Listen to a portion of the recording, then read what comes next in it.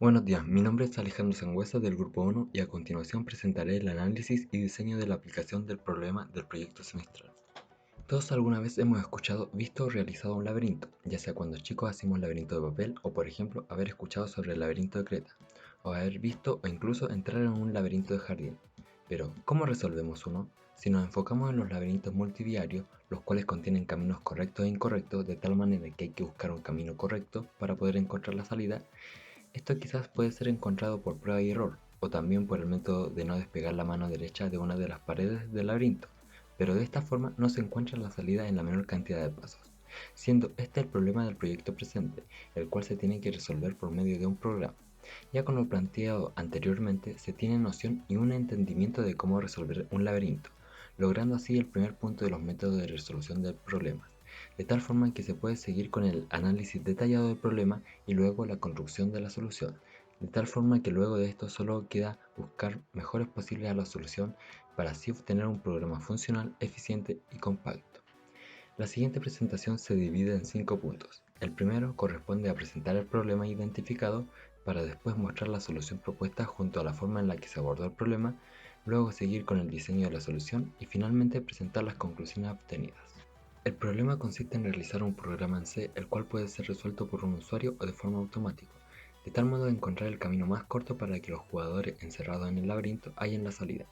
Dentro del laberinto existen distintas dificultades, como púas que bloquean la pasada, las cuales se desactivan con interruptores escondidos, y también zonas inundadas que se atraviesan solo con botes escondidos. Además, posee cofres que contienen minijuegos, los cuales son sopa de letras y ahorcados, también programados en C, y de completarse correctamente entregan pistas. Además, en un comienzo el mapa va a estar cubierto y a medida que se recorra se descubrirá.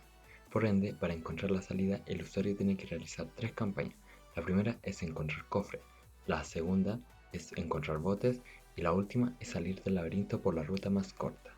Como tal, el problema presente no se puede abordar de forma completa, por lo que se divide en problemas que se puedan manejar, de tal forma que el conjunto de estos den solución al problema general.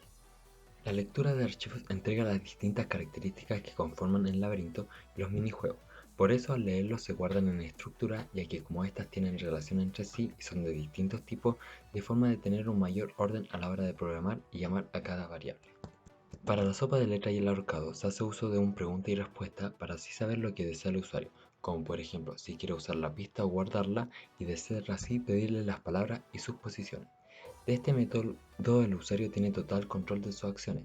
Además, todo esto se engloba en un ciclo, usando esto para que solo se termine el minijuego cuando se hayan acabado los intentos o se hayan encontrado todas las palabras. Para graficar el mapa se le añade un contorno de muralla por dos motivos, uno visual y el otro de ocupar menos código, ya que de este modo con una condicional de que el jugador no puede atravesar la muralla se evita que haya que agregar otra condicional de que solo se mueva dentro de un intervalo. Además, se ocupa una copia, ya que en este se hacen las modificaciones de los elementos, teniendo una original sin teniendo que volver a leer el TXT. Y en temas de formato de casilla se utiliza un 3x1 con un punto al medio para visualmente apreciar un cuadrado y que el usuario dimensione el tamaño de este. Para la oposición actual se imprime sobre el mapa por medio de coordenadas para así no tener que modificar el mapa y perder los elementos de esa ubicación. Para la ejecución manual se usan comandos de teclas con funciones que detectan si se presiona o no una, de tal forma que sea más autónomo y sin usar un scanf como pidiéndole al usuario que ingrese el comando. También, cada vez que se imprime un mapa, se limpia la pantalla para que las coordenadas de la pantalla no cambien respecto al mapa. Y también se tienen ciclos de seguridad de tal modo que si se ingresa un valor fuera de rango o de otro tipo, el programa no se caiga. Además, toda la ejecución se tiene englobado en un ciclo que se rompe cuando el jugador llega a la salida para que así el programa termine cuando el juego termina. La ruta más corta del laberinto se encuentra por búsqueda por anchura, ya que este método, al ir avanzando por capas, sí o sí encuentra el camino en la menor cantidad de pasos, satisfaciendo la condición de buscar la ruta más corta al tener el 75% del mapa, ya que este método lo comienza a buscar desde el comienzo. Para esto se hace uso de una copia del mapa y se van imprimiendo números ascendentes desde cero en todas las direcciones hasta chocar con una pared o con una casilla que ya tenga número. Para la ejecución automática se hace uso del subproblema antes mencionado, ya que este será el camino que el computador use. Por otro lado, las reglas, los comandos y el flujo del programa es igual que en ejecución manual. A continuación se muestra el diagrama de flujo del algoritmo de solución. Primero se incluyen las librerías y se definen las variables junto al struct que contendrá los datos del archivo de texto. se lee el archivo del laberinto y se guardan estos datos en un struct. Se hace una copia del laberinto con un contorno de muralla y se obtienen las coordenadas de entrada y de salida. Se imprime la copia del mapa y el puntero de la posición actual. Luego se cuestiona si el jugador llegó al final del laberinto. En el caso de que sea así y completó todos los mapas, se termina el programa. En el caso de que no se hayan completado todos los mapas, se vuelve a leer el archivo del siguiente mapa. En el caso de que la posición actual sea distinta a la posición final, se detecta la pulsación de una tecla. Si el usuario no ha pulsado una tecla, se vuelve a detectar. En el caso de que sí se pulsó, hay que identificar esta. Si corresponde a una de movimiento como W, A, S o D y las cumple con las restricciones, se realiza el movimiento. En el caso de que no, no se hace nada. Luego, si la tecla corresponde a P, se le pregunta al usuario si quiere ver el inventario. Si lo quiere ver, muestra las pistas guardadas. En el caso de que no, se abre el cofre. Esto conduce a lo que veremos prontamente. Luego, si la tecla corresponde a una E, hace referencia al interruptor y se pide la posición del interruptor. Si esta posición es correcta, se desactiva la púa asociada. En el caso de que no, no hace nada. La tecla B muestra el inventario de los botes.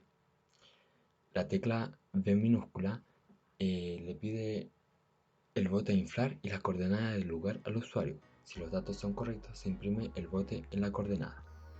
La tecla F realiza la subida de los jugadores al bote, por lo que se pide la coordenada donde se suben y los nombres de ellos. Si los datos son correctos, se guardan los nombres, las coordenadas y la capacidad del bote. Luego la tecla G es para bajar a los jugadores del bote. Se piden las coordenadas donde se bajan y los nombres de ellos. Si los datos son correctos, se guardan los nombres y las coordenadas. Luego todo esto conduce de vuelta a la impresión de la copia del mapa. Si se abre un cofre, esto conduce al algoritmo de los minijuegos, es decir, de la sopa de letras y los ahorcados. Primero se lee el primer carácter del archivo. Si es una S es de sopa de letra y si es una A es de ahorcado. Esto tiene una estructura bastante similar, por lo que solo explicaremos el algoritmo de la sopa de letra. Primero se leen los archivos de texto, luego se guardan los datos en una estructura. Luego se cuestiona si los intentos se acabaron o las palabras faltantes se encontraron completamente, se termina esta parte del algoritmo. Luego se imprimen los juegos y se piden las palabras encontradas, en este caso también las coordenadas. Luego, si los datos ingresados son incorrectos, se disminuye en 1 la variable de intento.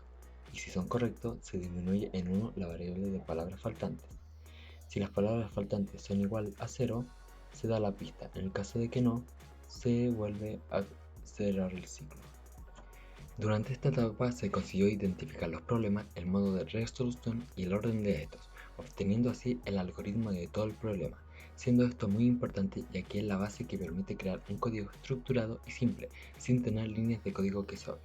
De tal modo que esto permitió comenzar con la creación del código de varios subproblemas, obteniendo la impresión del mapa con sus elementos, el movimiento de un jugador por este con las restricciones pertinentes, como no atravesar paredes, interruptores, púas levantadas, cofres y agua, logrando además el funcionamiento de la mayoría de comandos que al usar los cofres se borren, que al accionar los interruptores se bajen las púas y se pueda pasar por esta, que al pasar encima de un bote se recoja, y un cumplimiento total de la sopa de letras y ahorcado. Por otro lado, los mayores problemas de esta etapa fueron el cumplimiento de la carta Gantt, ya que habían problemas que requirieron más tiempo, en específico los minijuegos, al tener que trabajar con variables de tipo string. Gracias.